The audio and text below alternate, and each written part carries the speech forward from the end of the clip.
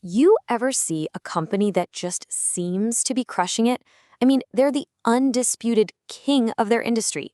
But then you read an expert analysis and it tells a totally different story? Well, we're going to dive into that because what's happening with Netflix is a perfect example of this fascinating analyst dilemma. Okay, so look at this.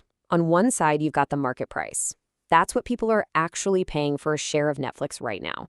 And on the other, you have the analyst's fair value estimate, what they think the stock is truly worth based on the fundamentals. That is a huge gap, right? Understanding why that gap exists is everything. So this is the big puzzle we're going to try and solve. How can a company like Netflix be, best in breed, an absolute leader, but at the same time, its stock is considered way too expensive? Let's unpack it.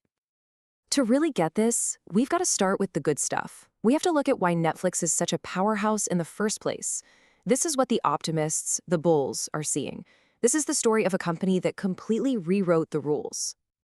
I mean, Netflix's strategy from day one was just brilliant. While all the old school media companies were busy trying to protect their dying cable businesses, Netflix went all in on streaming. They cleverly dodged the insane bidding wars for live sports, and they built their entire empire from scratch. That means they're not being dragged down by some ancient business model that's fading away. And that brilliant strategy created what people in finance call a virtuous cycle. It's this beautiful, self-feeding loop that also builds a huge competitive advantage, a moat around their castle, so to speak. It's simple, right? More subscribers means more cash.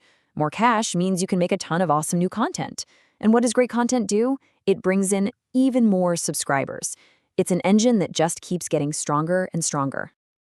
And hey, don't just take my word for it. The analyst's own report points this out.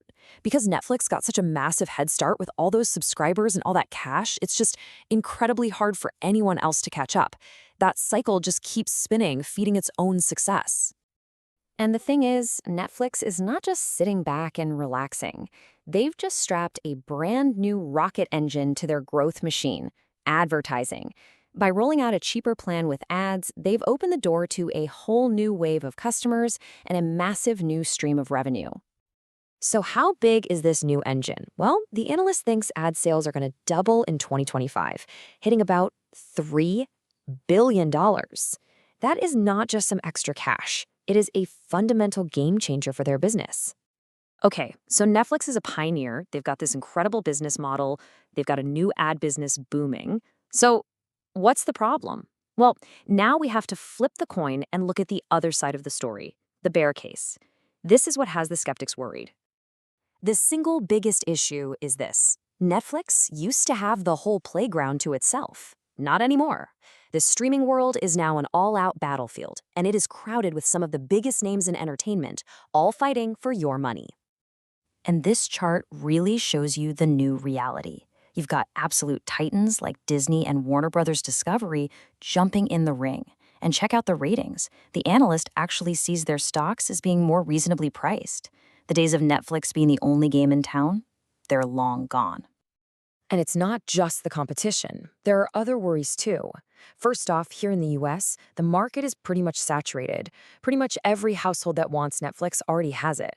So a lot of future growth has to come from just raising prices. And second, to keep up with all those competitors, they have to keep spending billions and billions on new content. That's a huge constant cost. And then, sometimes risks just come flying out of left field. The analyst report highlights a perfect example of this, a surprise tax from Brazil that just suddenly hammered the company's profits. And we're not talking about a small hit here. It was over $600 million. Now, Netflix says it's a one-time thing, but it's a pretty stark reminder that when you're a giant global company, these unpredictable things can pop up out of nowhere and just wallop your bottom line. So you've got these incredible strengths on one side and these really serious risks on the other. How in the world does an analyst take all that information and boil it down to one single price? This, my friends, is where the art of valuation comes in.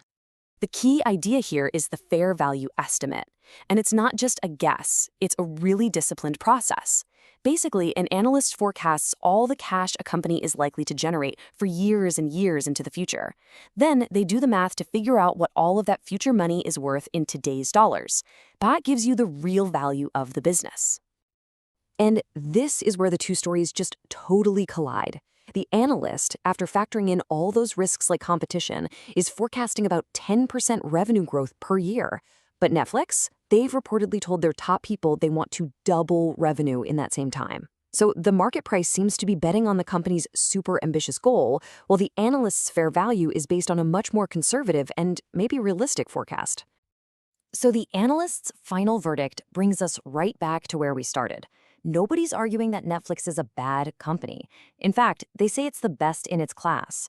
What they are saying is that the stock's price tag reflects a level of wild optimism that even their positive forecast can't support. The price is simply sprinted way out ahead of the fundamentals. All right, so after breaking all that down, what's the big lesson here? What's the takeaway for you and me? Well, it really comes down to a crucial idea that applies to literally any company, not just Netflix. Here are the lessons to remember. First, and this is the most important one, a fantastic business can be a horrible investment if you pay too much for it. The price you pay is everything, and this is why this kind of professional analysis is so important. It makes you look past the hype and focus on the real numbers. It helps you separate a great story from a great investment. So I'll leave you with this question. The next time you hear about a company that everyone is buzzing about, a real game changer, I want you to stop and ask the analyst question. Is this just a great business, or is it a great investment at this price? Because the difference between those two things, that's everything.